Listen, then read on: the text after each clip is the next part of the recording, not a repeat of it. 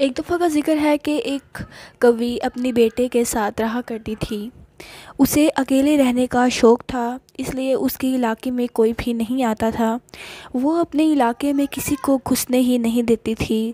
جو بھی اس کے پاس آتا وہ اس کو بھگا دیتی تھی اور اکیلی ہی رہتی تھی، کیونکہ اسے ڈر تھا کہ کہیں کوئی اس کے بچے کو کھا نہ جائے۔ ایک دن ایک چڑیا اس کے علاقے میں آ گئی غلطی سے، تو فوراً وہاں کوا آ گیا اور اس نے کہا، او چڑیا، تم یہاں کیا کر رہی ہو؟ تمہیں کس نے کہا کہ یہاں آؤ؟ مہربانی کر کے تم یہاں سے چلی جاؤ، یہی تمہارے لیے بہتر ہوگا۔ اگر تم نہ گئی تو میں تمہیں جان سے مار ڈالوں گا۔ تو وہ وہاں سے چلی گئی۔ کوی سارا وقت اپنی بیٹی کے ساتھ گزارتی تھی۔ اسے کھانا لینے کے لیے دور بھی نہیں جانا پڑتا تھا، کیونکہ اس کے گھر کے پاس ہی اتنا بڑا کھیت تھا جہاں سے وہ کھانا لاتی تھی اور اپنا اور اپنے بیٹے کا پیٹ پالا کرتی تھی۔ وہ بہت زیادہ اچھی زندگی گزار رہے تھے کیونکہ وہ اکیلے ہی تھے۔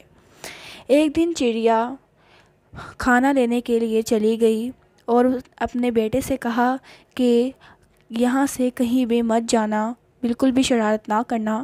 وہ کھانا لینے کے لیے چلی گئی۔ تھوڑا سا دور ہی تھا وہ کھانا لینے کی جگہ بھی، لیکن اس کو پھر بھی ڈر تھا کہ کہیں کوئی چیل ہی نہ آ جائے۔ جب وہ کھانا لینے گئی تو ایک چڑیا کو وہاں اچھی جگہ ملی گھر بنانے کے لیے، تو اس نے وہاں گھر بنا لیا، اپنا گھونسلہ۔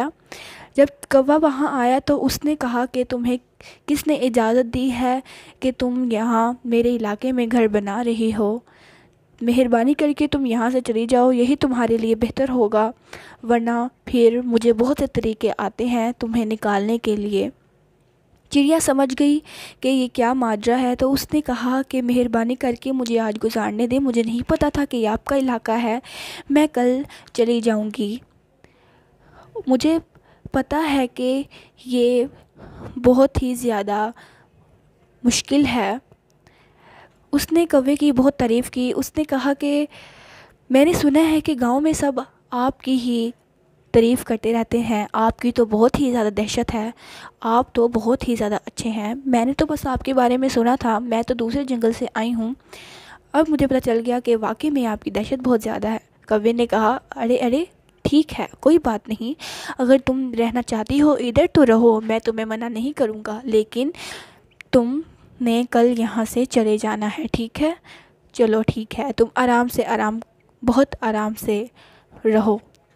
تو وہ یہ کہہ کر وہاں سے چلا گیا۔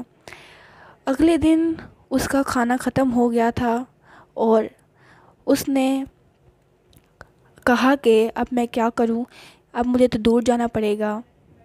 تو وہ چڑیا سے مدد لینے چلی گئی۔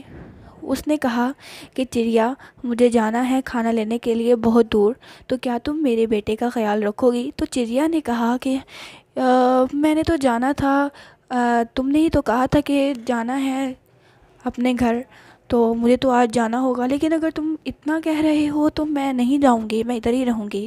تو کوے نے کہا، ہاں ٹھیک ہے، تم ادھر ہی رہو مہربانی کر کے، کیونکہ میرے بچے کا خیال رکھنے کے لیے کوئی نہیں ہے، تو تم ادھر ہی رہو میرے پاس، تمہیں کوئی بھی نقصان نہیں پہنچا سکے گا، ٹھیک ہے؟ کوئی بھی نہیں آئے گا اس علاقے میں، کیونکہ میں نے یہاں پر سب پہ پابندی لگا دی ہوئی ہے، اگر کوئی آئے تو مجھے بتا دینا، لیکن تم میرے بیٹے کے پاس ہی رہو۔ تو اس نے کہا ٹھیک ہے۔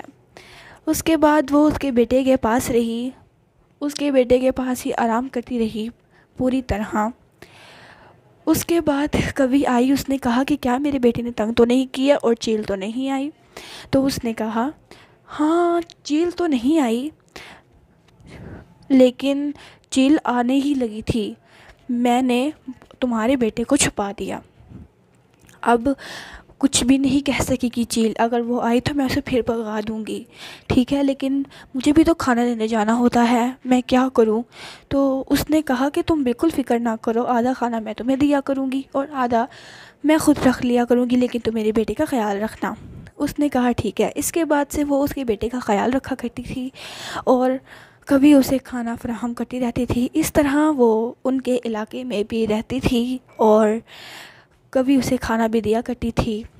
چڑیا کی عقل مندی کی وجہ سے وہ اس جگہ رہنے لگ گئی جس جگہ سے سب ڈرتے تھے رہنے